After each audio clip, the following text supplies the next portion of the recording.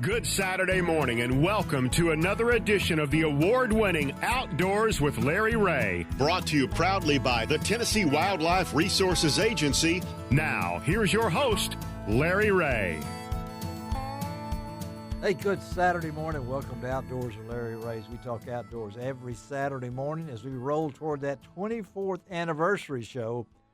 And that is going to be on the last Saturday of August. That we'll celebrate that. We're going to have a lot of fun that show. A lot of folks calling in and congratulating us for 24 years on the air. And Shelby McCall, our show producer, of course, will have her trumpet. And, of course, she'll play my song, as she always does, House of the Rising Sun. But anyway, good Saturday morning, all you folks in Memphis here on AM 790, 92.9 HD FM every Saturday morning from 9 to 10:30. And, of course, we've already welcomed those good folks in Brownsville on 1520 AM, 95.3 FM every Saturday morning from 6 to 7:30. And, of course, in News Talk 101.5 in Jackson, Tennessee from 6:30 to 8. And this is the third Saturday. Normally we would have John Gordon, but he is still out on vacation doing all sorts of stuff for Ducks Unlimited. Frank Barton, of course, will join us a couple of segments down the road. He's got to take care of some family matters. And when I thought about it, I said, I have not had this young man in the studio in a while. And we are almost thinking together. That's kind of scary sometimes. But it always feels good to have David Beal in the studio with us. Good Saturday morning, David. It is a great morning, Larry. How you been, man? I'm doing good for an old man. It's good to get some young youth in here and feel protected. That's right. You folks know that David is one of the first responders in law enforcement for Shelby County, but he's also a little fishing guide. He loves to fish, and David, we're going to talk about that because, you know, how do you deal with the dog days of August? Ah, man, Larry, one of the most things is being Don't tell them all. Just give them a little tip right now. All right, just right now, little tip. Little tip. Little tip right now before we go into anything yes. is we're just going to tell y'all to be very hydrated. That's there you go. That's very right. hydrated. Yeah, you folks out at the golf tournament this weekend, you better be hydrated out there for sure because it's always hot. But it is August, and we're happy to have that. And David's in the studio. Then, of course, Frank will be joining us momentarily. We're going to talk to, among our guests, we're going to go a whole segment with the basking guy here, Hillbilly. That's right. I mean, we'll explain that again because we haven't had – I've got to get Dave – people have asked me, why isn't David back? Oh, well, it's just call it old age mental fatigue. But as soon as I said, man, I need somebody here in the studio, and David's name came right to me, and he was thinking along the same lines, and we're going to utilize this man more because his roots are here. He loves this area. He serves this area, as I said, in his capacity in law enforcement. But we're going to talk to David in the next segment, the whole segment. David will join us and stay with us as long as he can. And then, of course, we're going to talk to Scott Williams. You folks know Scott from his days at Graceland. What better time to talk to the former head man at Graceland as we wrap up Elvis Week. But Scott is now, of course, the president and the CEO of Discovery Park of America in Union City. And they've got a big birthday celebration going on up there today. What is this? I think I had it on here. What anniversary? The 238th birthday of David Crockett. Wow. You will not get Scott Williams to call him Davy because he says the official name is David Crockett, and he ought to know because he's written a book about we know it's not Fess Parker or somebody, this is the real David Crockett. And so they're having a celebration up there at Discovery Park in America, but a lot of other things going on. We'll talk to Scott about that. Then our man Dave Gabbard is back, finally. He is home from the Grand American World Championship of Trap Shooting up in Sparta, Illinois, where the course is over 3.5 miles long. 3,000 people participate in this event every year, and Dave's been going forever. So we're going to talk to Dave about the experience of trap shooting at Sparta, Illinois. And then, as I told David Beal here off the air, we got a real treat this morning, folks. And you have this. You'll hear it first right here on Outdoors of Larry. Why something like this is not on local television, anything else, because we've got two young people from West Tennessee that recently became the first Tennesseans to ever become world championships at the Bass Federation event on Lake Hartwell in South Carolina, and that's Beth Bailey and Jacob Moody. We're going to have these two young people on Outdoors with Larry Ray to talk about the experience. They won the West Tennessee Championship, they won the state championship, and they went over to Lake Hartwell. And you know what, Lake? That's a good fisheries, but it's a tough place too. Absolutely. Yeah. It could become very challenging. And you know they won by 1 ounce. You know, that's what we always say, Larry. You could either win by an ounce or it's a mile. That's right. That's right. And they won by an ounce. Yeah, that's right. But we're going to talk to them, and I know that Beth Bailey, her dad Wesley, is the team boater for them, and Jacob's mom is Amanda Smith. We're going to get all them on, and then we'll wrap up the show today with a regular guest that we have. It's hard to believe in this hot August that we're thinking about the Arkle-Butler Lake Physically Challenged Deer Hunt, which comes up in 2 weekends in December.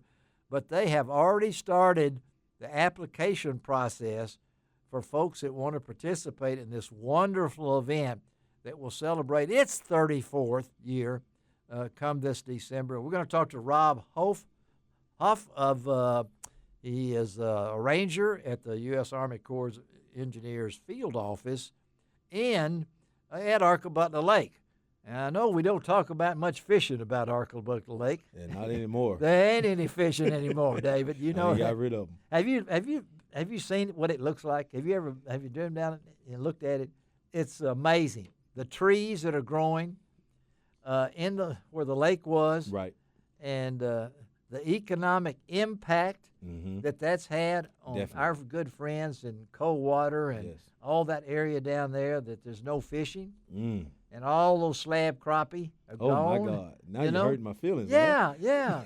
But, I know all the sailors go down there and sail, but I've heard, and we may ask Rob about this, that it may be 8 to 10 years, and they're going to be cutting down trees because they're growing in the lake. You know, they had some damage, repairs needed at the dam, and so they have shut down Arkle-Butler Lake. So now, when you think of the Big Four in North Mississippi, that's right. Let's start with Enid, Grenada, and Sardis, and thousands of people would go to Arkle-Butler at this time of the year, and particularly the fall or whatever, and catch big crappie. Yes.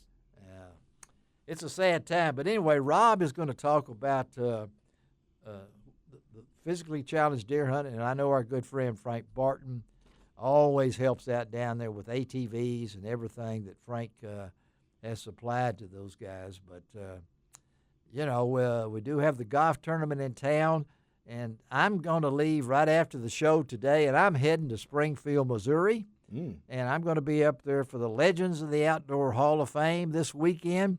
A lot of my good friends are going in, some of the biggest names in the outdoor industry. Anybody ever heard of Will Primos? How about Bill Jordan of Realtree? That's right. Yeah. You mean Primos, the inventors of Primos? Yes. Calls? Oh, yeah, Will. Absolutely. Will's going in. Bill's going in. His son Tyler's getting an award up there today. And you'll have to go to Legends of the Outdoors Hall of Fame.com and pick up the information. But our man Ron Wong is up there today. Oh. And he's going to be taking pictures, and he'll be supplying those for LarryRay.com, and we'll have all sorts of pictures. But 8 people going in today, including our good friend Kent Driscoll of B&M Poles. Okay. Kent's going in today. Of course, Bobby Hart's going in. Mike Pentecost, a great group. Bill Cooper. We're going to try to get Bill on next week because he and I can really relate because he's a great outdoor communicator. But anyway, 8 are going in today, and some other special awards. And me and my wife will be up there later today, and we'll be supplying also lots of information from the Johnny and Jenny Morris Conference Center right there at Bass Pro in Springfield. But it's good to have my man in the studio with us, David. And tell our listeners what you do. Now, you go ahead, because I know some people may not know. You are. Yeah, this is I have to repeat this every time. Well, do it again. I love repeating it. I do. Do it. Tell it. All right. So what I do for a living is kick down doors. So if you're a bad person, I'll be at your house looking to kick down your door.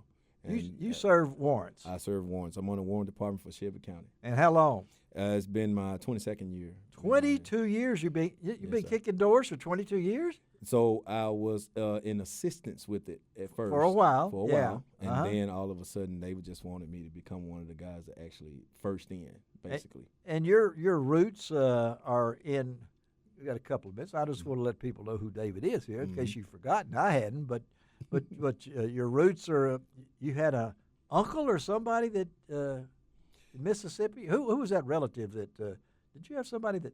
Well, my granddad. Your granddad, my granddad. Yeah, my granddad was a lot. He was military. Yeah, but somebody taught you fishing. Somebody gave you a cane pole. Yeah, that was my uncle and them giving me cane poles. There you go. I wanted a rod and reel. I wanted the 33. Nobody can start with a 33. Yeah, but we end up with a 33. Yeah. The Zebco 33, particularly if you got a classic. That's right. You got the Zebco Classic. You got a little bit more than that now, don't you? I got a little bit more, just a little bit, just slightly. We're going to find out a lot about that from David on this next segment. You'll stick around and listen to David Beal. When you email David, you know he loves bass fishing because he's got bass in his email address. That's right. And Hillbilly, we've explained that before. We might do that again, but we're going to take this first break. We're going to come back with David Beal and talk a little August fishing. Mm-hmm. A lot of folks say you can't catch them in August. You got to listen to David Beal. I bet he might be able to catch them. We're going to find out. All right, let's take a break. We'll be right back on Outdoors with Larry Ray.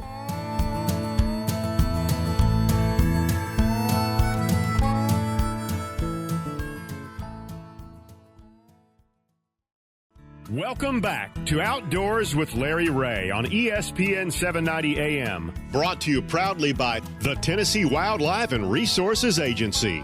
Hey, welcome back to Outdoors with Larry Ray. As again, I'm talking about this. Heading toward that anniversary show on the last Saturday in August, and looking forward to that with a lot of surprise guests. May have some prizes or whatever it might be, but today we're going to talk a little fishing right now with my man David Beal, and David has been kind enough to drop in on this Saturday morning, and between his job with the Shelby County Sheriff's Department, and as he said, knocks down doors.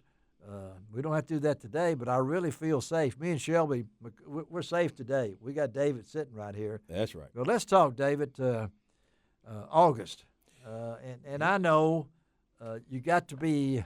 You've already mentioned it, that you gotta be hydrated, and don't mix certain drinks with certain other times. So tell our listeners some David Beal tips for fishing in August. And I know September's coming up. That's right. The main that holds us together. September and October. That's right. When we get good fishing. But now. So the month of August, first and foremost, anglers. Staying hydrated is one of the most important things. It is. You know what I mean? Yeah. If you can't stand the elements, then you're not catching any fish anyway. That's right. Yeah. This game is a mental game anyway, Larry. It is. Yeah. So I hadn't even thought about that, but it is, isn't it? Yeah, absolutely. Yeah. So you battle the elements before you ever pick up a rod. And so you got to battle the times that you're going to fish. Right. Early, late, whatever it might be. I get. Yeah. So I'm gonna throw out a little format. What? All right, do it. Here's a little format. The way I do, because I still fish tournaments. Matter of fact, last 3 tournaments in the past month and a half, I've won first, second, and third. Woo!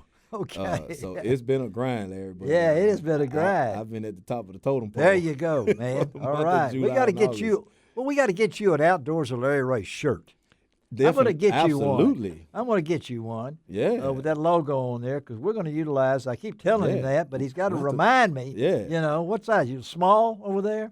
you know, I don't think I could do a large. I think you need an extra large, maybe. Oh. Extra large would be good Okay, too. all right. But anyway, give us those tips you're talking. So in August, one of the formats that I use for winning techniques in August, cover a lot of water. That's first and foremost. Cover a lot of water, especially if you're going to be fishing shallow. Okay. You have to cover a lot of water. All right. And make your early morning be the number one spots that you would go to. Okay. So if you on a familiar body of water and you're competing there or you're fishing there, you make sure you hit those high percentage areas early in the morning. So how do you know where those high percentage areas are? I'm going to ask you some of these. Well, that's good. That's an excellent question. Yeah. One of the high percentage areas is whatever. So the sun rises in the east. Right. So you want to be on that bank because it keeps the shade the longest. Ah. Okay, I got you. Yeah, so notice the water temperature stay cooler. It is. On that bank the longest. In the morning. In the morning. Okay. So as the sun gets up and that shade starts to leave, and if you on a body of water where you don't have high trees or trees hanging over, anything like that, now you look for deeper structure.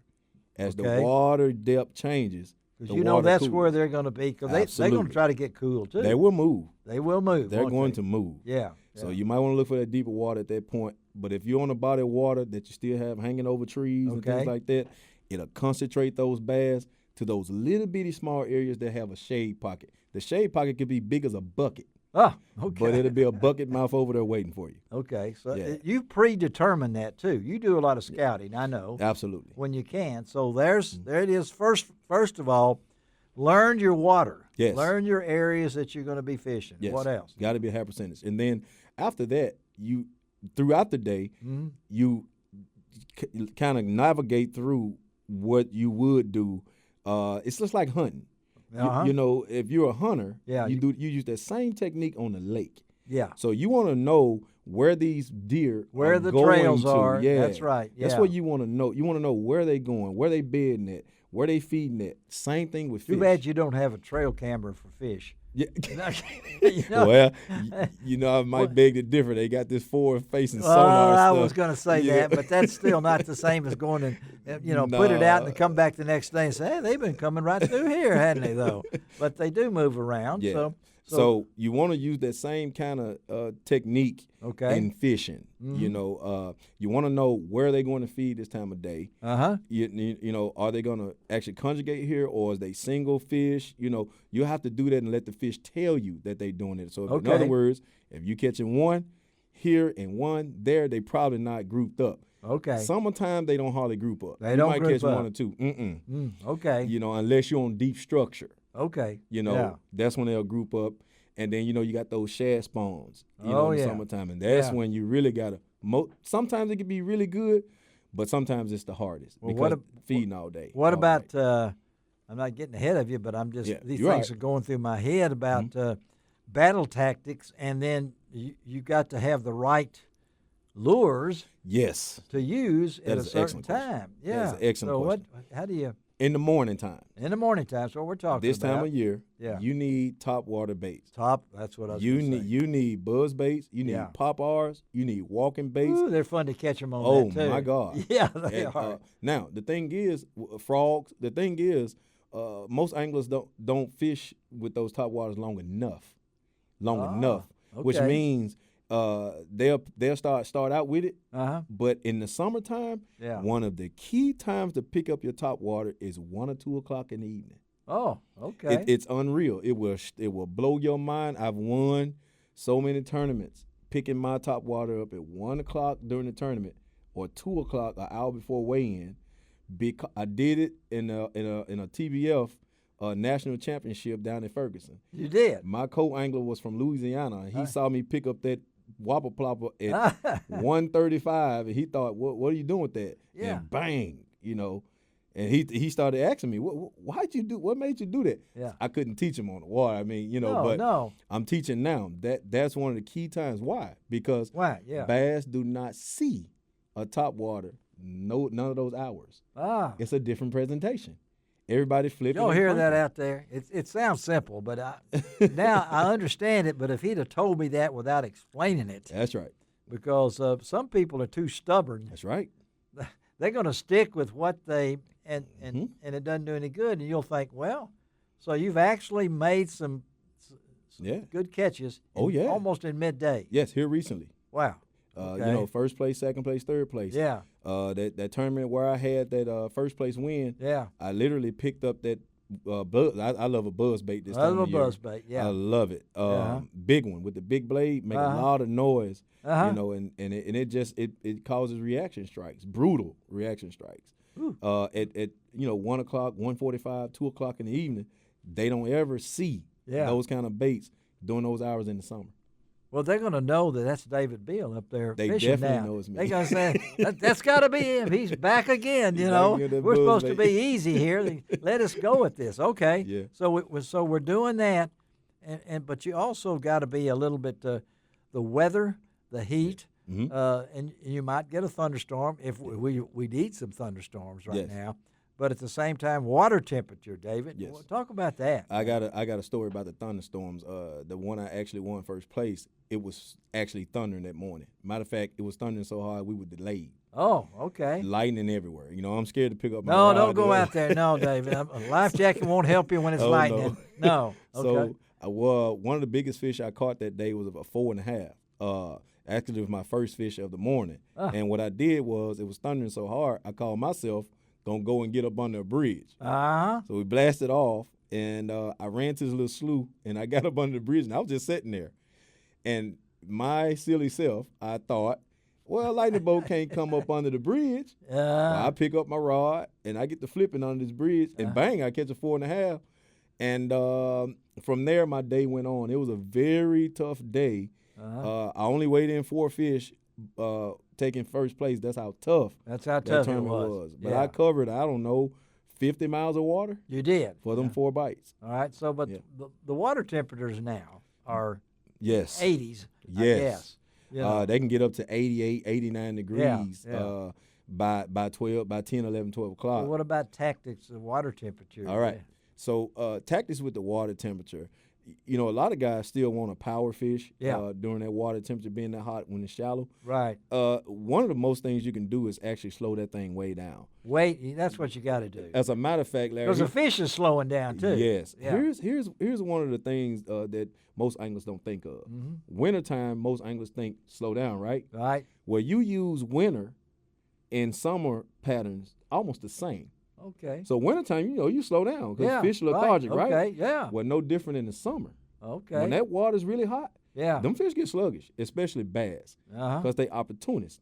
So you might want to just slow that thing down, get you a Cinco, 5-inch, 4-inch Cinco, or get you a trick worm, and just sit there and slow it down.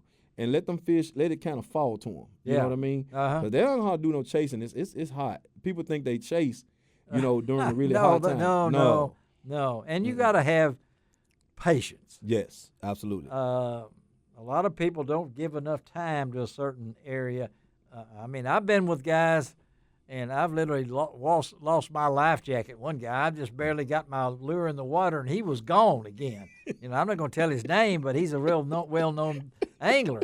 So you got to be give it a chance. I almost kind of feel like I know what you're talking about. You know this person, but I'm not going to tell you. But anyway, so be prepared, folks, and take care. Have plenty of water in your boat. Yes.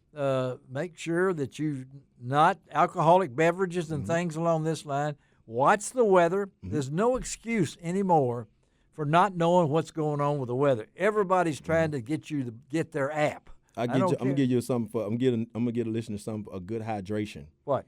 A watermelon. Oh, I just had some. My wife just got a 25-pounder out of her. Oh man, we're talking good here now, That's David. Right. Yeah, I haven't thought about that. All right, well, we got to take a break. David's going to be here for a while. Now he's got me. My wife. You ought to see. I'm gonna post this picture of my wife with this 25-pound watermelon. It was amazing. Now David's got me going again thinking about watermelons. But anyway, that is a great idea because there's so much. I even have some of those drinks with no sugar and all that, but it's a watermelon flavor. That's right. I love that. All right, let's take a break. David Beal in the house. Hillbilly himself, right? Basset Man. We'll be right back on Outdoors with Larry Ray.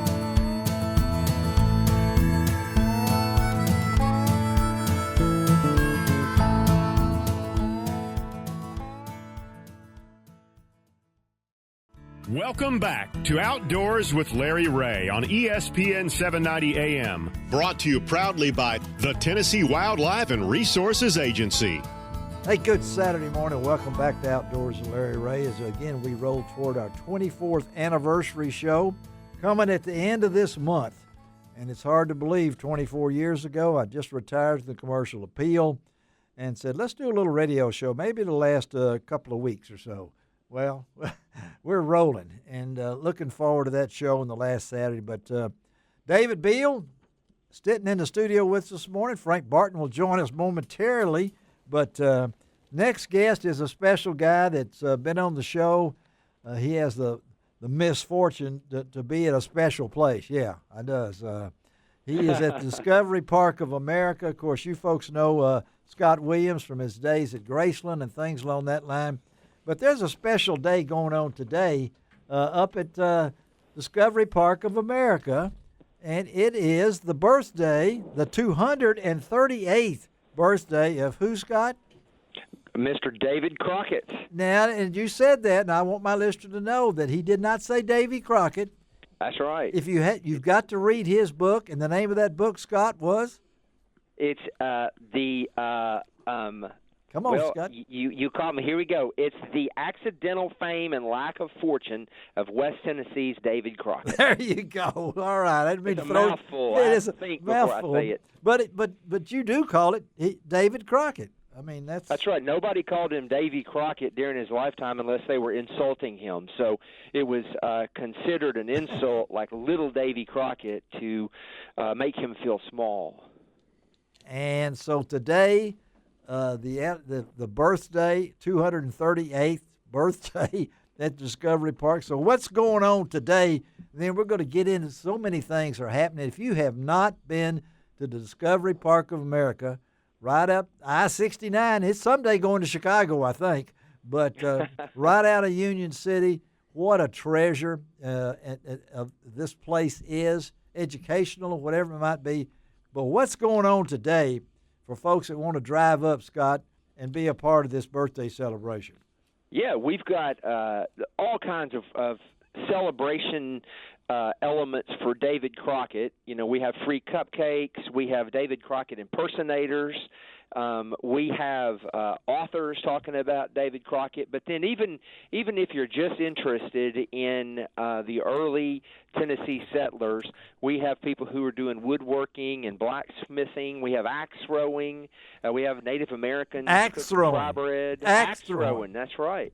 Try your hand at axe throwing. Well, somebody said you were having axe catching. I knew that was not right. So yeah, they got that backwards. They got that backwards. But you've also got other things, a sneak preview of the 160th episode of The Real Foot Forward I've been enjoying. That's a pretty cool thing you got too, right? Yep, absolutely. We've also got reenactors, folks who like to dress up. Yes. We've got all of them, and then we've got some artifacts that no one's seen before that will be on display for the very first time. One I'm really excited about. I recently read a book also about Teddy Roosevelt. Yes. And we have a really cool rifle that is going to be on display. That's a new part of our permanent collection there in that cabin. Well, it's just ironic. I told Scott off the air, I'm reading a book right now about the Rough Riders. And of course, I'm a Teddy Roosevelt. I read every book there is about him. And then I look up and I get this release from Scott about the Roosevelt cabin, and you've got one of the rifles. Only 75 of these rifles were authorized, right? I mean, yeah, this is part of the Boone and Crockett Club collection. This whole thing is really just one more enhancement of our exhibit on the Mississippi Flyway and Reelfoot Lake, which is called Duck, Duck, Goose, Waterfowl of the Mississippi Flyway. So yeah. As part of that, we wanted to have an area about conservation, and nobody did more for us for conservation than Teddy Roosevelt. So we've got all that in there, and it's really I love Teddy Roosevelt, so it's really one of my favorite places out there in the cabin. So it's really, people are going to love seeing it. It's really beautiful. One of the prettiest guns I've ever seen. Well, it's a 2024 Henry Lever Action 4570 rifle, it's just part of so much that's going on up there. And he mentioned that duck, duck, goose waterfowl of the Mississippi Flyway, which you are part of that with Ducks Unlimited and everything else. But so much going on. And talked about when I read about the Homer family and the collection of guns that belong to 3 generations of the Homer family. Yep, that's right. Bill Homer and his father had these guns. The father passed them down to the son, Alan. Yes. And they passed away, and they've been big supporters of our exhibit because both Bill and Alan were huge duck hunters. Yes, out of Stuttgart. Out of Stuttgart. Big duck hunters. Yeah. And they loaned us 5 of those guns that will be on display for people to be able to. They're collectible guns. It's just so much going on, and then the Sleeping Beauty cabin. I get this. I've never heard of this before, Scott. This sounds like it's got to be a book. I mean, the Sleeping Beauty of Oakbine County. This woman was asleep for 20 years of her life. Come on, Scott. That's right. That's right. It's a true story, and there was not a lot of photos, but we found one online during an auction. Yeah. And we bid on it and won, and so we're going to have that on display. But this lady, her name was Susan Godsey. She was from here in Oakbine County. It was the late mid 1800s. But she was given some medicine that didn't work very well, and she ended up having the chills, and she ended up going to sleep. And she would sleep an average of 23 hours a day. She would wake up every once in a while, eat just a little bit, for 20 years. Right back to sleep for 20 years.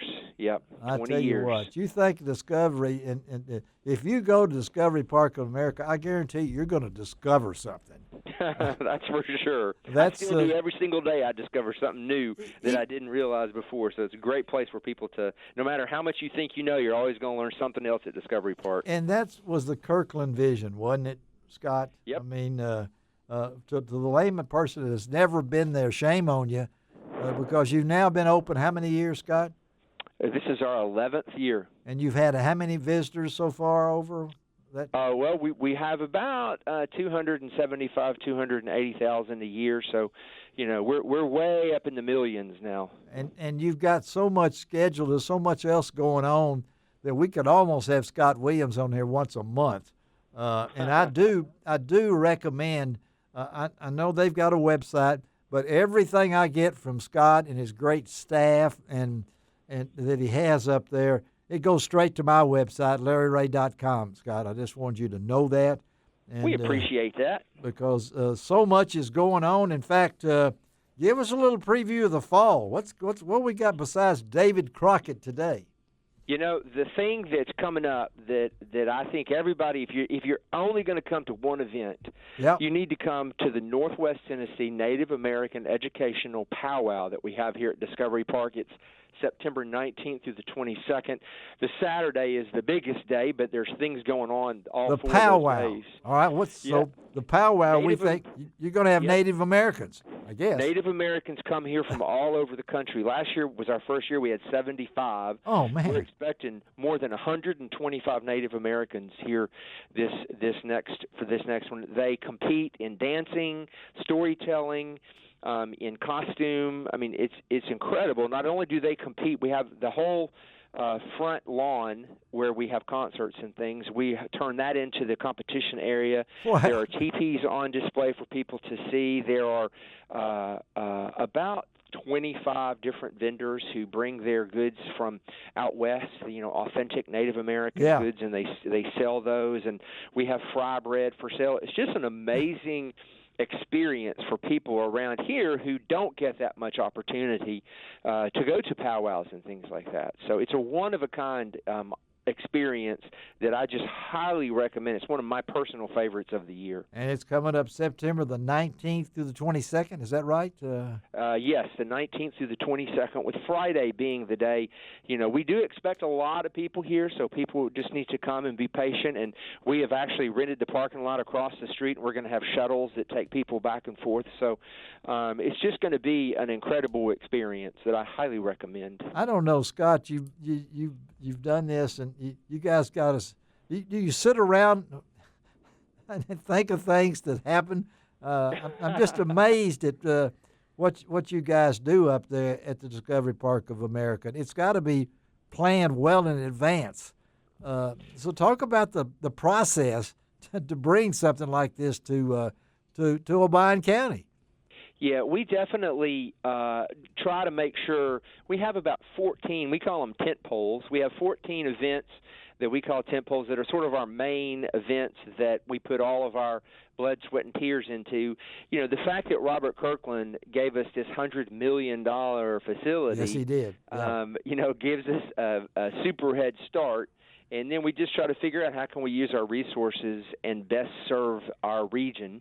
And things like this educational powwow, things like the David Crockett event that we're having today, and all the events that we have an educational aspect to them, but they are, like Robert Kirkland wanted, fun. He was a fun guy. He was a funny guy. And he had a great sense of humor, loved entertainment, and so we try to make sure that everything we do is also true to his spirit of fun and entertainment as well.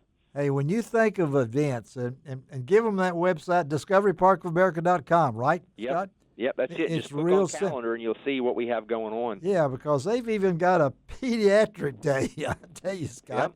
Yep. Now, you may have the only one in America for that on September the 14th. Well, we have a 5K, a 10K, and a fun run before it, and then we have everybody in the region who serves children. Yeah. From health care and there you go. Both healthy living and they set up here, and parents bring their kids and learn all about tips and tricks to staying healthy and get their blood pressure taken and things like that. So it's just a great, fun way. And, of course, there's games and prizes, and the fire trucks come. And, there's a lot of fun around that as well. And kids 17 and under get in, my favorite word. What is that? Free. Free. Absolutely free. That's right. I'm thinking about that. So if you got a bunch of kids and you're looking for something to do, here's a chance to take them, and it's on September the 14th from 10 a.m. to 2 p.m. But Scott, so many things, and the Kirkland family, we could talk about that forever, but what you guys mean, I know the Tennessee Outdoor Riders, we're coming back up there in November, and I know our group is looking forward to being back there. I know I got to see it before it ever opened.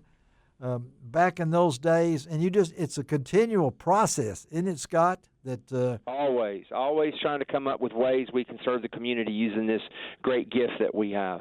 And you're not that far from Memphis or whatever it might be, and I'm assuming you're now reaching out. If we ever get I-69 done, Scott, hopefully in our lifetime, for sure in your lifetime, may not be in mine, but I'm hoping I'm hoping it is. So if you had to, before I let you go, if someone says, well, what is the Discovery Park of America? If anybody ought to be able to give that definition, it's Scott Williams. Tell us what it is. Absolutely. It's a one-of-a-kind experience where children and adults are inspired to see beyond. Yes, that is great, man. Don't go up there expecting to get a Ferris wheel or a Zip and Pippin, okay? That's right. We're not Dollywood. We love Dollywood. We're not Silver Dollar City. But you may learn museum and a heritage park. Someday you may have that just as an exhibit. Who knows? I'd love to have a Dolly Parton exhibit. If Dolly's listening, come on, Dolly. Come on, Dolly. All right. Scott Williams, thank you, buddy. Hope to see you soon, okay, man? All right. You're welcome, man. Hey, thanks for having us on. See you later. Talk to you later. All right, Scott. Sure. Bye-bye. Scott Williams. And we have a guest in the studio. He is here now. Give us that FM voice, Frank. Good morning, Larry. Good to see you, good Frank. Morning, everyone. Yeah, I brought in our bodyguard, Scott. Frank, just so David Beal would be in here for you in case you didn't make it, but he's filled in admirably for you. We just don't have a headphone for him over there, but he's got a microphone. And you've looked at the schedule over you, hadn't you, Frank? What's that? You've looked at the schedule, right? How about that last one we got? I saw today? the last one. I'm glad you put him last. Yeah, because I want to make sure that I got here. Yes, I wanted to make sure. But our good friend Frank Barton been a part of this show for umpteen years, and Frank, I hope you can help us out later in the month as we celebrate that birthday. Okay? You bet. All right, let's take a break. We'll be right back, and it's time to talk to another guy that we know is this show, Dave Gabbard on Outdoors with Larry Ray.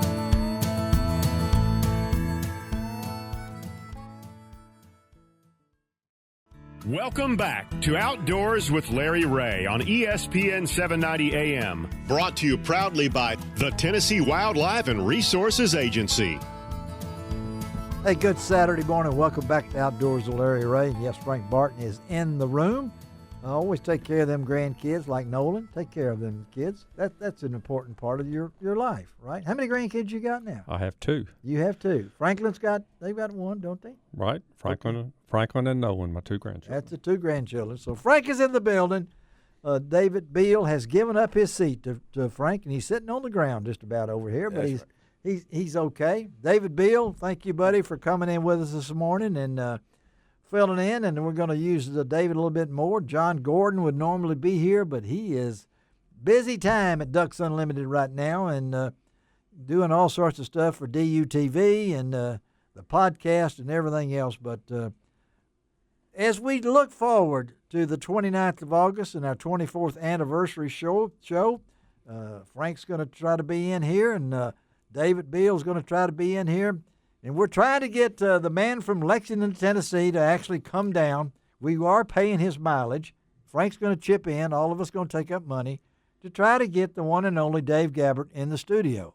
But you know the mileage rate's gone up to $9.10 a mile, don't you? Well, yeah, but you only live 6 miles from here. So, I mean, oh, you don't live in Fraser anymore? Okay, all right. Well, speaking of mileage, buddy, you covered some mileage. We wanted Dave to be on during this segment because he'll be back again at the anniversary show. But he has finally returned from what they call the Grand what do we call that? The Grand American Trap Shooting World. It's the Grand American World Trap Shooting Championships. All right, it's in Sparta, Illinois, right? Right. This year was the 125th. The 125th. Oh, that sounds like a regiment. Okay. Yeah. And they had it's 3.5 miles. I'm trying to remember these things. The course, and Dave's been going for a long time.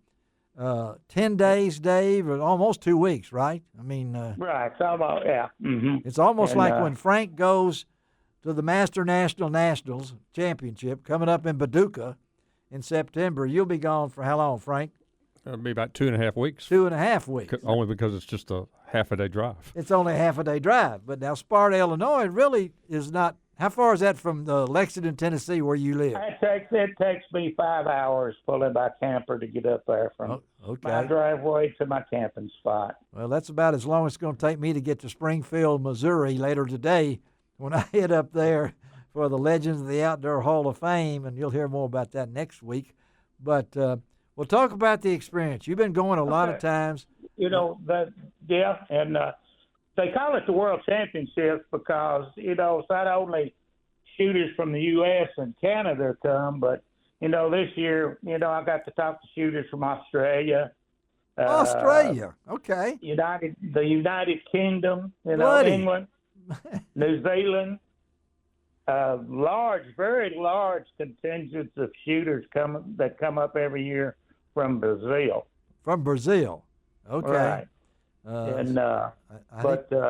This year there was a little over 3,000 classified shooters. Wow! For the course of the championship. Yeah. By far, the largest event that shooters shoot in is during the championship week for the singles championship, which is a 200 target event. All right. And this year there was a little over 2,000 shooters shooting in that. What?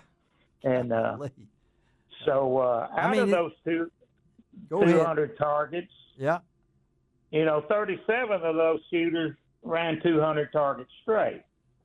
37 ran 200 targets straight. Now you said so. Right. How many targets is that? Then 100? What is that? 100? No, you shoot 200 targets. So 37 of them ran 200 targets without missing. Wow. And then, we was all sitting around. Then you had 80 of them run 199. Okay, 80 of them run 199. And myself and a couple of the other guys I shoot with, we ran 198 of them, which just once you drop the first one, you get some good practice in. You get some good practice in because you know you're out of it, right? I mean, you're out of it. Yeah. So, but there's shooters from all 50 states, and we had 111 Tennessee shooters in it. Did you really? Okay. This year, and they did really well. In fact, I got to give a shout out to my good buddy Robin Smith at Henderson down there. Yeah. We've had Robin on the show before. That's right. Yeah. He was one of the 37 that run the 200 straight. He's done that before too, hasn't he? Oh yes, he's in the Tennessee Trap Shooting Hall of Fame, and another young shooter that goes to the University of Tennessee at Martin that lives in Trenton, Colby Lancaster. Yeah. One of the shooters coming up. He did well at the Grand. Lots of, I think he might have been one of the 199s. But I hope they don't consider that a failure if you miss one. But Robin, he shoots the whole, like I tell him, the full meal deal, and for his days up there, he shot a total of 2,600 targets. 2,600 targets. Now, David Beal, listen to this now. I know you're in law enforcement and you have to practice and you shoot a lot. Mm-hmm. That's qualifications, right, David? Absolutely. I mean, you get tested how many times a year? You got to go once or twice a year? Do you have to? It's once or twice, but we shoot often individually. Often individually? Yes. And you said how many shots did this one guy shoot, did you say? Oh, Robin, like he said, he shot the whole Grand, what we call it, and he shot 2,600 targets. 2,600 targets. Wow. From start to finish. And out of that, he broke 2,512 of them. 2,512 out of 2,600 targets. Wow. Right. And that's probably up in the top 10% of the shooters that shoot the whole thing. How do they lift their arms after all that? I mean, you get used to it. It's nothing. Huh? It's nothing. Yeah. Frank, it's nothing. We duck hunt. How many times are you going to shoot during the duck season, you think, Frank? Think of that. Huh? How many times are you going to shoot that 12 gauge during the duck season? I don't know. don't? I measure it by cases. How many cases? I'm talking. If I go into that second case, I've normally had a pretty good season. You've had a good season, right? That's kind of how I measure it. Okay, I think I would measure it like that, but it's a love of the game, right, Dave? I mean, the camaraderie too. Yeah. Yeah, a lot of the shooters that come back every year, they come up because number one, they like to shoot. Number one, they like to shoot with their friends that come every year, and because it's just some of the events. You never know. We all have that in our mind. We're going to go out there and run every target. Yeah. Okay. Yeah. Yeah. And, until you drop that first one, you say, "Well, now I get to practice. Let me practice." Just practice the rest of the time. Again, we're talking to our good friend Dave Gabbard, co-host of this show for many, many years, and he's back from Sparta, Illinois, and I know that it's an event, but I will say this, that Dave has been a long-time supporter of Outdoors with Larry Ray, and always there to help out. I'll be getting with him sometime in, I don't know, late September or something, and getting all my firearms ready for the deer season and whatever it might be. But the love of Dave and this sport. Yeah, the love of it. This year when I was in Florida shooting in one of the big events, there was a gentleman down there, I forget what state he was from, but he just completed shooting his 500,000th registered target with the organization. 500,000 registered targets. In singles. And I was sitting there, they threw him a little celebration. They had a cake over there. And while I was enjoying a piece of his cake, I figured it up, and I was talking with him. I said, "Would you like to know how many tons of lead shot you sent down range to just break those 500,000 targets?" Because most target shells have 1 ounce and 1/8 of shot in them. That's an eighth. Okay. Yeah. And I figured it up, and that's not counting his practice or whatever, but just those registered targets. He sent down range over 28 tons. 28 tons of shot. And his lifetime to shoot that. Well, I tell you what, that's why I guess, and I'm still playing the game of golf. I figured I've hit over 55,000 golf balls, and I have not made a hole in one. Okay, and they were talking the other day during the golf tournament, and they were giggling about this. Dottie Peppers has 18 holes in one. Ian Baker Finch has 16 holes in one. Trevor Emlin's got 13 holes in one. They don't play the courses I play. Okay, if they had to play the courses I play, I don't know if they'd make some of those hole in ones. But again, Dave, we appreciate you, buddy, and I know that was a great trip. It was always a great time up there. The weather was good. It was several hot days that I think I replaced all the liquid in my body 3 times over, drinking water. We've talked to that with David Beal about being out in the boat right now. You got to take care of yourself. Well, all right, buddy, we'll talk to you. Thank you for being with us, and have a great weekend. And Dave and his wife, Rand, were one of the nicest people. They went to Springfield a couple of years ago when I went in the Hall of Fame, and I still think of that, buddy. I appreciate your friendship. Okay. Well, y'all have a good day. All right. Talk to you, Dave. All right. Okay. Dave Gabbard is, and they were up there when I went in the Hall of Fame 2 years ago, and it's hard to believe that how did I go in the Hall of Fame before Will Primos and Bill Jordan? I don't know, but it's just the way the things work. Thanks to friends, friends like that. All right, we're going to take a break and get ready, David, because we're going to talk to 2 young people here who won a world championship, and they're not even in high school yet. We'll be right back on Outdoors with Larry Ray.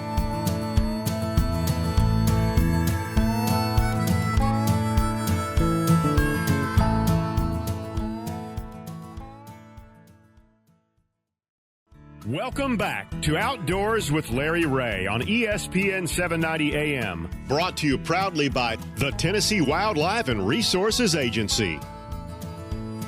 Hey, good Saturday morning. Welcome back to Outdoors with Larry Ray as we roll toward that 21st anniversary show, 24th anniversary show coming up in a couple of weeks. And 2 of the friends of mine, we hope they can join us in talking on that day. Of course, our co-host today is David Beal. Good morning, David, again. Great morning, Larry. Going to talk fishing, David. You ready for this? I'm most excited. All right. And Frank Barton, good to have you in, Frank. Thank you, Larry. Good morning, everyone. Yes, and Shelby McCall, of course, is our show producer. I appreciate Kevin Kennedy setting up this next interview because we just happen to have a spot open, and we really like to showcase local anglers or whatever it might be. And I'm not sure if this is the youngest anglers we've had on the show, but I know Shelby says we had an 8-year-old before because that 8-year-old out-talked me, which is quite an accomplishment when it comes down to it. But we're really happy to have on Outdoors with Larry Ray a couple of young people who did something that's never been done before in Tennessee, and that is win a world championship of the Bass Federation World Champs at Lake Hartwell over in South Carolina. Not only did they do that, they won the West Tennessee Champs, they won the state champs, and now they are world champs. And that's Katie, Beth, Bailey, and Jacob Moody. And we got both of them on the show right now, but we've also got Wes Bailey. And Wes is the team boater. So, Wes, why don't you explain before we talk one of the kids exactly how this thing operates, Wes? Well, it's a pretty simple deal, and anybody interested in getting it, just check out TBF. They can go on and find out. It's basically you just take your kids fishing. During practice, the boat captain actually gets to help them fish and do things like that and kind of help them out more. But during the tournament, you really are just a coach. You sit there and you can't tie lures for them. You can't touch a rod. You can't do any of that. You just basically sit there and coach them through the day, tell them, why you should change a bait or, ask them, what they want to do. And, you just kind of go through the day and help them out, make decisions, help them, and you have to drive the boat. They're not allowed to drive the boat at all, but it's just a good way to keep the kids involved and help them out and do all that. So. Now, you guys, where does everybody live here? Is everybody from the same town? Where are y'all from? We're actually, me and Katie, we live in Darden, Tennessee, and Jacob is, probably 5-6 miles over in Parsons, Tennessee. Okay. Basically middle of nowhere, so. Okay, basically near Decaturville, and in that area, not far from the Tennessee River. So, Katie Beth, what grade are you in, and where do you go to school? I'm in 8th grade, and I go to school at Pin Oak. Okay, how about you, Jacob? I'm in 8th grade, and I go to DCMS. Okay, and you guys, there's rules here. West, you have to be a certain age to compete in this division, and I think there were 72 teams in this. So talk about the qualifications to even get where they got, Wes.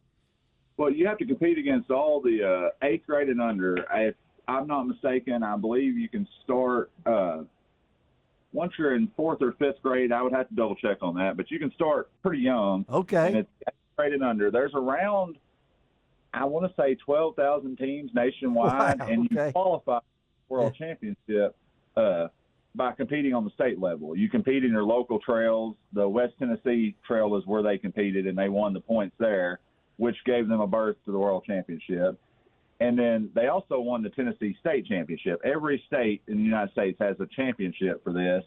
And if you win there, you also get a qualification for the World Championship.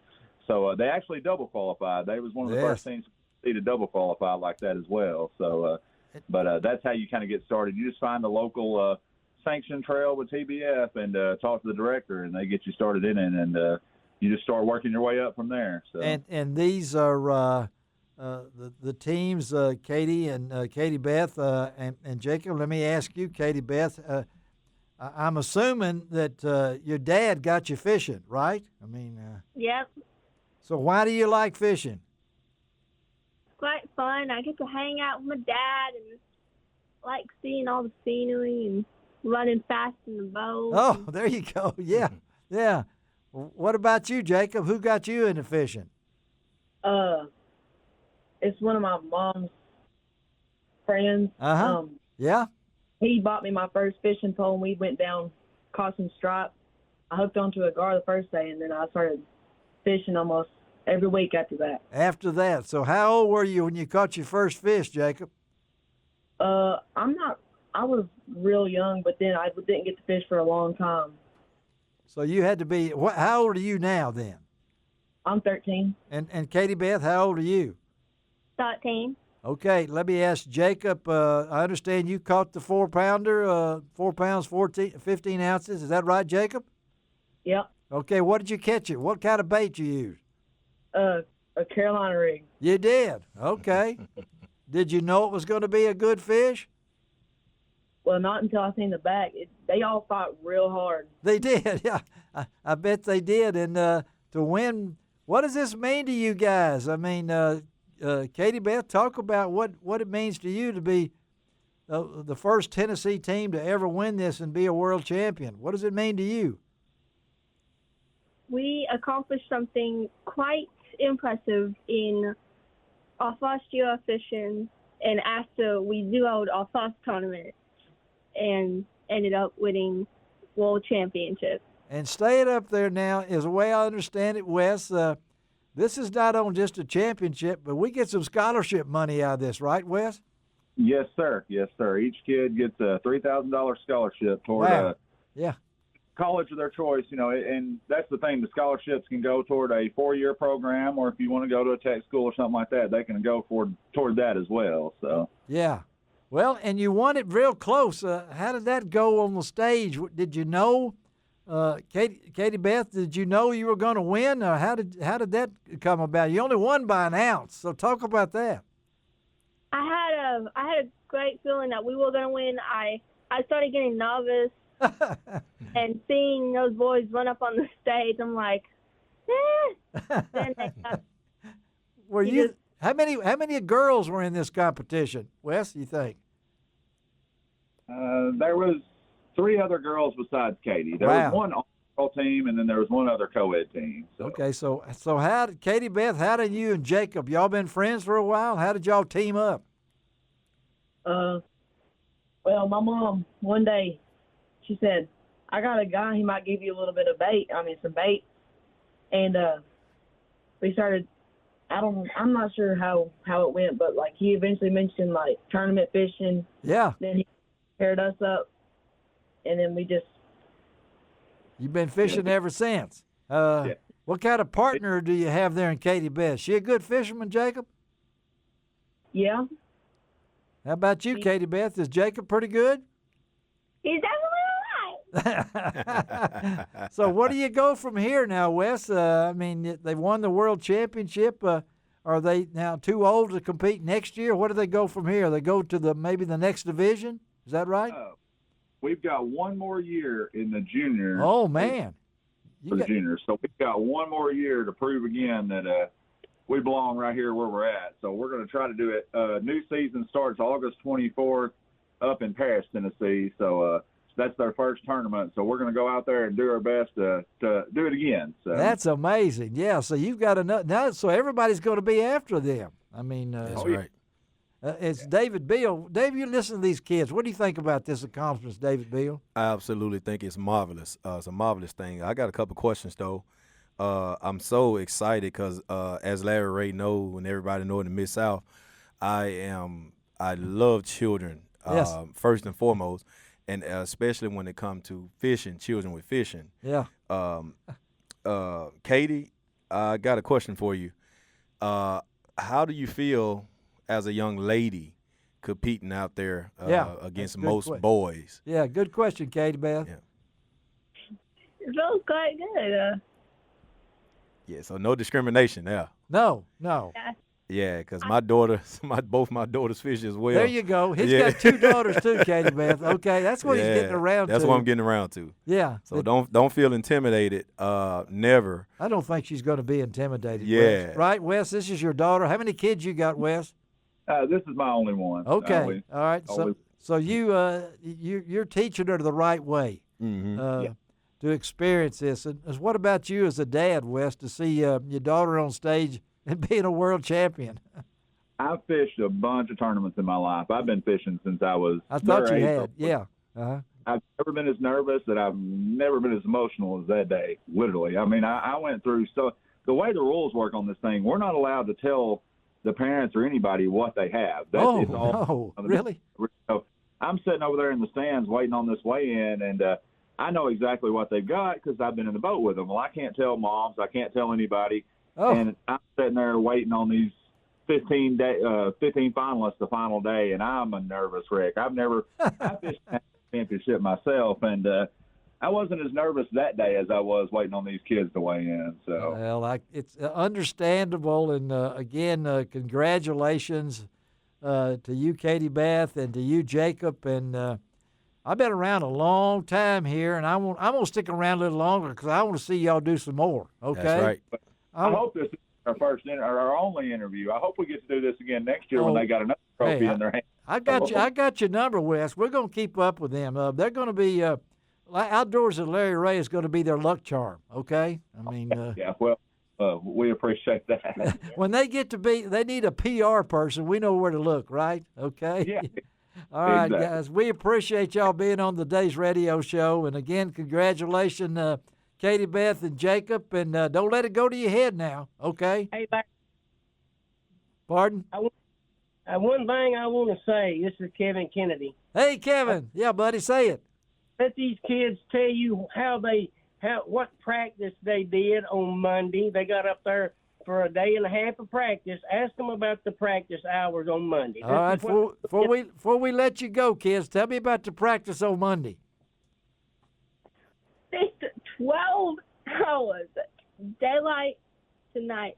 12 hours you fished on Monday. That was your practice round, right? Yeah. Yep. Well, that's impressive, Kevin. I know that. Yeah, I know a lot of bass fishers won't do that themselves right now. That's right. Okay. Well, they fished. I'm serious. They literally put in 43 hours of fishing that week, not counting tackle rigging. Well, 2 13-year-olds that didn't give up, and that's what everybody out there needs to know this is something any kid can go set forth and accomplish, but it does take hard work and dedication. I know everybody gets tired of hearing that, but it literally these kids put in a 45-hour week. Well, tell our listeners before we let you go, if somebody's interested, where do they go, Kevin, or you or Wes, where do they go to get information, want to get their kids involved in this? Junior fishing or high school fishing, either one. You can contact Mr. John McBride. He's on Facebook, the West Tennessee Student Angler Trail. They're on Facebook. Contact him. He can get you in contact with anybody if you need to set up a team, or he can give you all the information you need to get started in this. That's great, guys. We appreciate you again being on Outdoors with Larry Ray. Kevin, thank you, man. I didn't know if you were there. I was waiting for you to say something. I thought I heard you breathing a couple of times, but wanted to make sure. Well, great show. All right, appreciate you, Kevin. Kevin's one of our diehard listeners and supplies me with information. Y'all have a great day, and we'll talk down the road, okay, man? Okay, sounds good. Thank you, man. Thank y'all. All right, let's take a break on Outdoors with Larry Ray, and we'll be right back.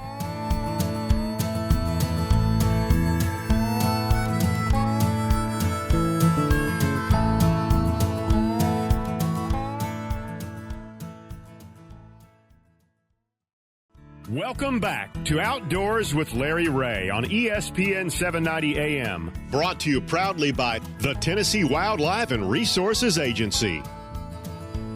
Good Saturday morning, everyone. Once again, it is the award-winning Outdoors with Larry Ray show here in the Mid-South. All things that you'd want to find out about what's going on in the outdoor world here in the Mid-South area, you can hear about it with Larry Ray, whether it's bird watching, hunting, fishing, hiking, canoeing, just about anything you'd want to find out. We call it the fastest 90 minutes in outdoor broadcasting.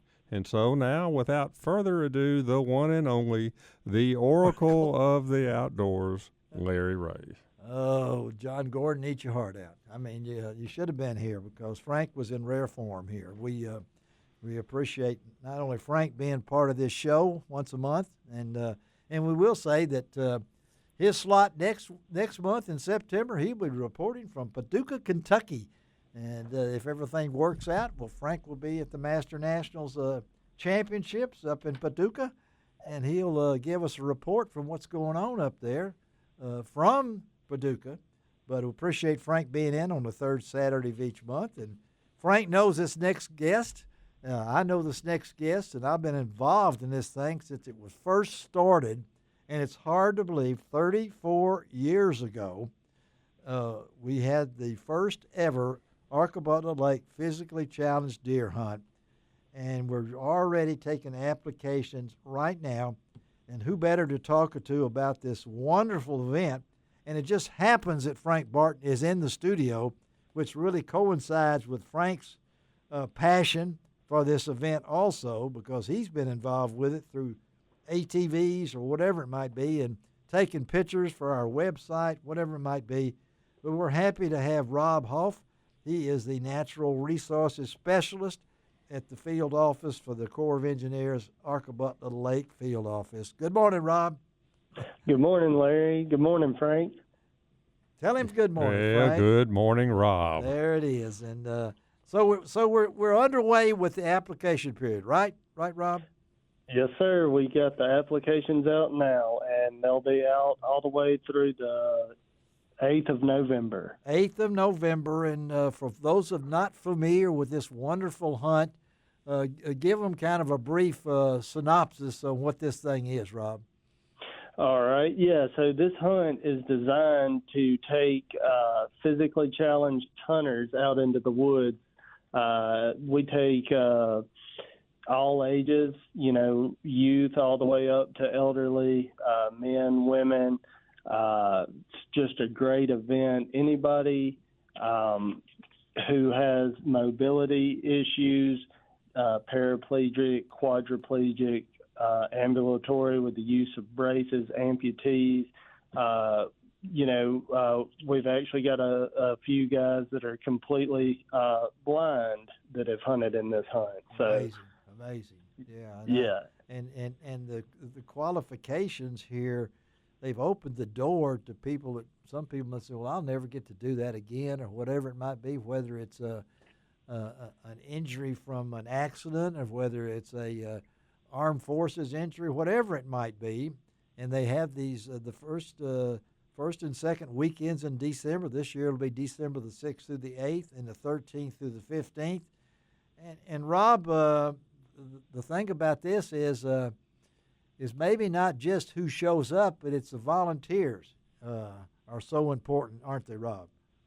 Absolutely. This event wouldn't be possible without the volunteers that we've got, and we're constantly growing this event, so we're constantly needing more volunteers.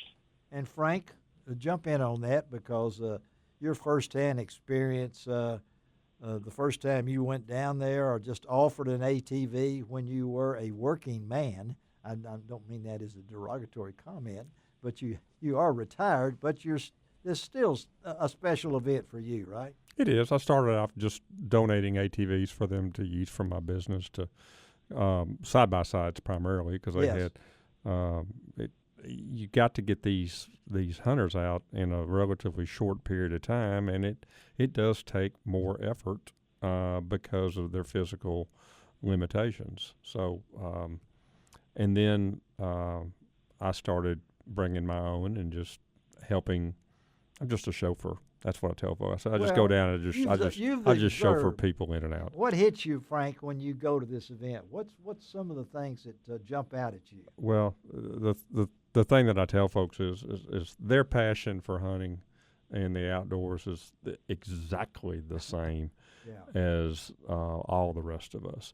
And I tell folks, I said, the campfire, the hunting campfire is exactly the same as every hunting campfire that I've ever been around in my life.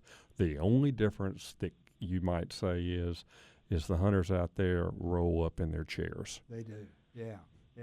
And Rob, from that perspective, you have hunters from all over. I mean, you guys have. I think there's other events like this now that weren't there simply because you guys started it, and now it's become such an event that the spectacle of this, you probably have people that have come for several years, right? I mean, yeah, we've got one hunter, Mike Riley, the president of the Hunt Association. He's made it to all 34 hunts. Amazing. And then we've got several guys that have been there for 31, 32 years. So, well, you threw in Mike's name, and we're going to talk a little bit real quickly here, because there's a special quilt being made as they raise money for the Arcabutla Physically Challenged Hunting Association to help in their incredible work they did. And because I know you go back to Hugh Riley, that was for 36 years he was the game warden down at the Mississippi Department of Wildlife, Fisheries, and Parks. And you can find a memorial to Hugh. And then, of course, his youngest brother, Mike, of course, is headed the president of the Arcabutla Lake Physically Challenged Hunting Association. And now there's a quilt, folks, and it's amazing. So talk about that, because you have a chance to win this quilt. And all the money goes back into this hunt, right? I mean, yeah, that's right. So it's actually Hugh Riley's sister-in-law. Okay, all right, yeah. Has sewn the quilt for us, and she's going to donate it to the hunt. We're going to raffle it off. We're actually in the process of raffling it off now, and it's a beautiful quilt. It is. I've seen it. I've held it. It's well made. It's outdoor themed. It's got a lot beautiful. of different patches on it with different outdoor scenes. Frank, you need this quilt, Frank. Frank, you need this quilt. I'm just telling you, because listen to this, folks. This quilt, and we'll get back to the hunt itself, but this is what draws people to this event. It's all about heart. It's all about will and compassion.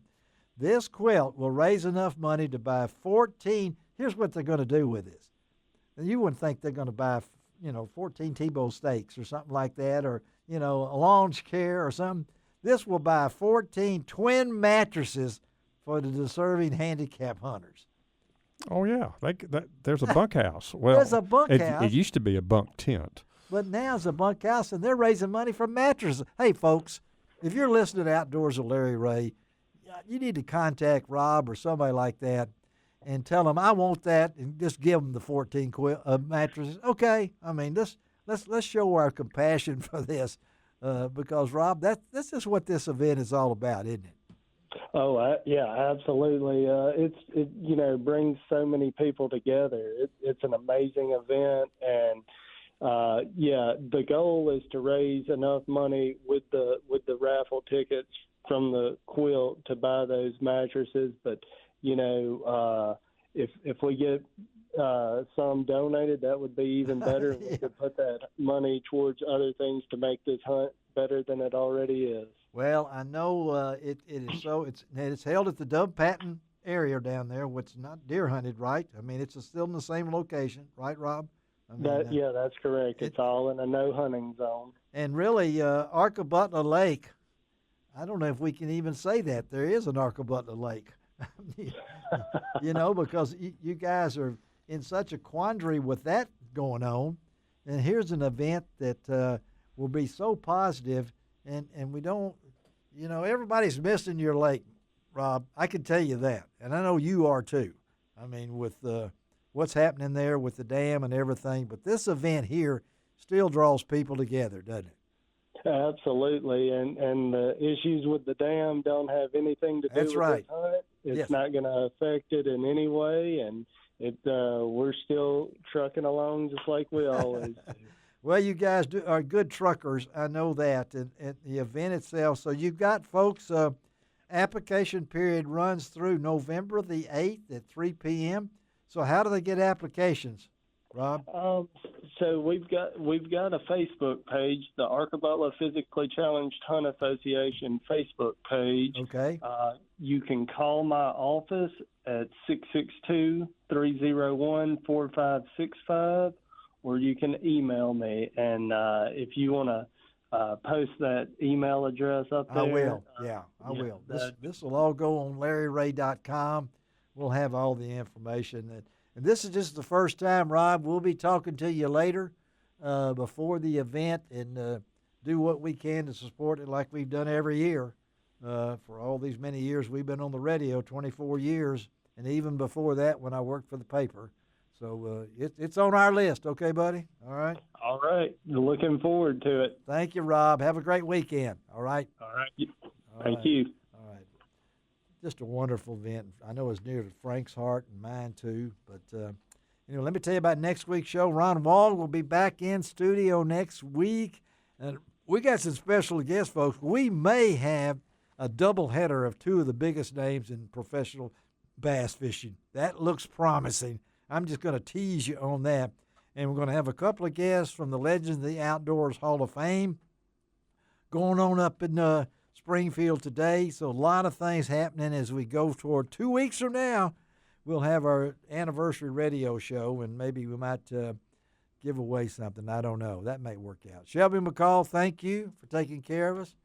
Good to see you, Frank. Good to see you, Larry. Thank you for letting me be here late. Won't see you for a while. You'll be reporting from Paducah in September. So I know it's a short ride at least this time. It is. Shortest time. And 1,100, and you hadn't asked me, I'm going to tell you, 1,132 dogs have entered. I was getting ready. 1,132. And Frank knows every one of them. I'm learning them real quick. Yeah, because Frank's been called out of retirement. Okay, he's doing it. Frank Barton, thank you.